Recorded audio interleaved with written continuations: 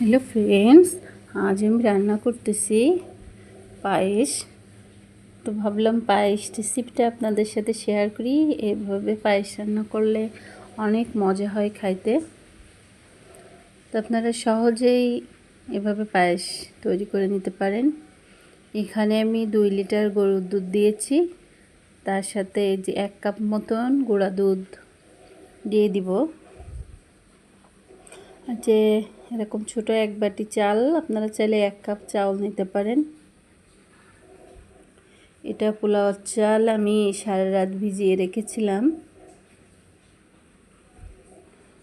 গুঁড়া দুধটা দিয়ে দিলাম, একসাথে দিয়ে আমি মিক্সড করে নিব, তারপরে রান্না করব।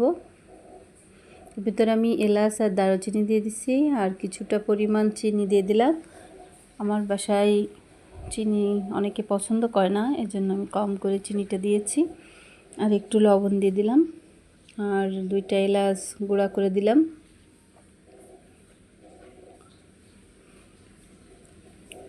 এখন আমি সুন্দর করে দুধটাকে মিশিয়ে নিব, গুঁড়া দুধটাকে, যেন কোনো দলাভাব না থাকে। এজন্য আমি হালকা গরম করে গুঁড়া দুধটাকে ভালো করে মিশিয়ে নিচ্ছি।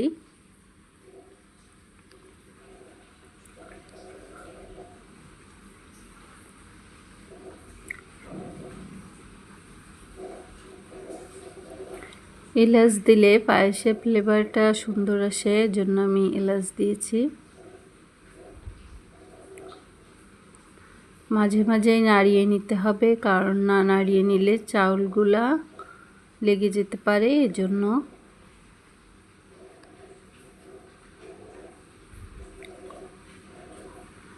দুধটা বলক চলে এসেছে, এজন্য আমি মাঝে মাঝে নাড়িয়ে নিচ্ছি, যেন চাউলগুলা দলা হয়ে না যায় বা পাত্রে লেগে না যায়। এজন্য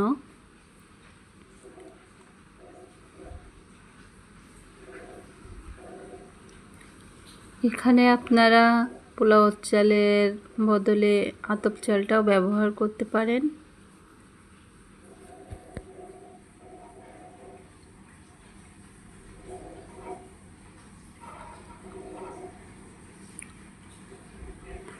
দুধটা ঘন হয়ে এসেছে, জন্য আমি বারে বারে নাড়িয়ে নিচ্ছি। অনেক মজাদার পায়েসটা আমার বাসায় সকলেই পছন্দ করে। প্রায় হয়ে এসেছে।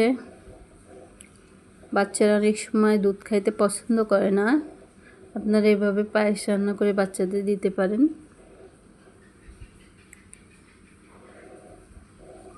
তো ভালো থাকবেন সবাই।